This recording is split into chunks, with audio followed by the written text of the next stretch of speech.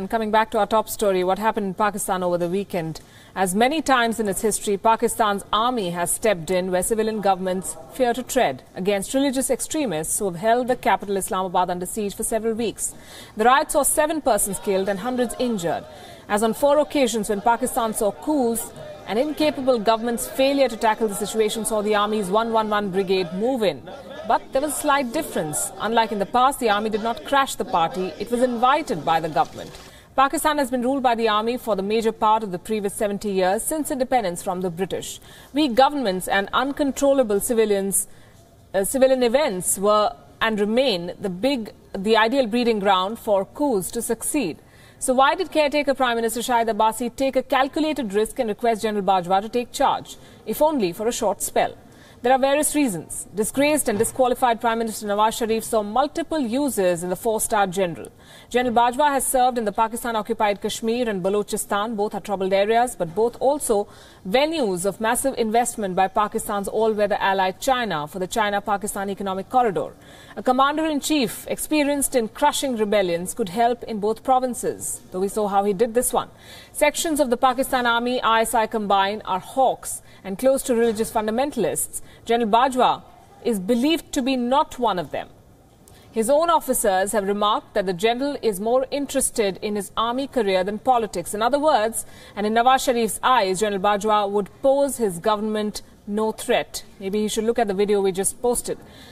But Pakistan's citizens are tired of both exceedingly corrupt politicians as well as exceedingly radical Islamists. Both have abounded in Pakistan for the past 70 years. Indeed, it's that very situation that enabled army generals to stage coups and name themselves presidents. Among ordinary Pakistanis, the hunger for heroes is huge, and the Pakistan army, with its discipline and comparatively clean reputation, has so far quelled it.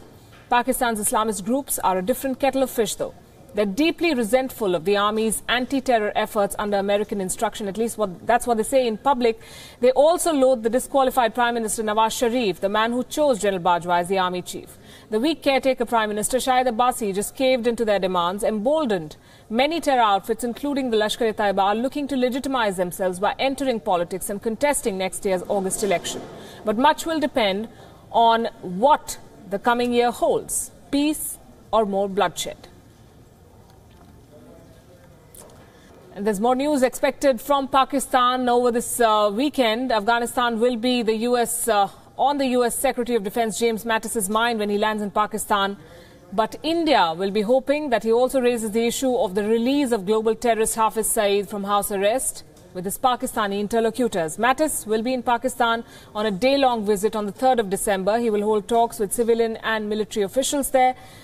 India says that Hafiz Saeed is the prime organizer of the 26/11 Mumbai terror attacks, in which 166 people were killed.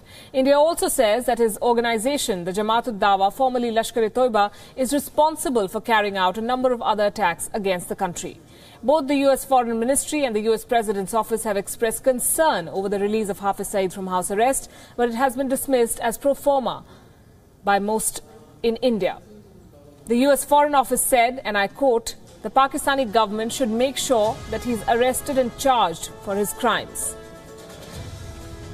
The White House described it as, quote-unquote, a step in the wrong direction and warned Pakistan that a refusal to rearrest Hafiz Saeed would have serious repercussions for bilateral ties and Pakistan's reputation. The U.S. designated Saeed as a specially designated global terrorist in 2008. The United Nations, under Resolution 1267 in 2008, proscribed Hafiz Saeed. And since 2012, the U.S. has offered a $10 million bounty for information that brings Saeed to justice.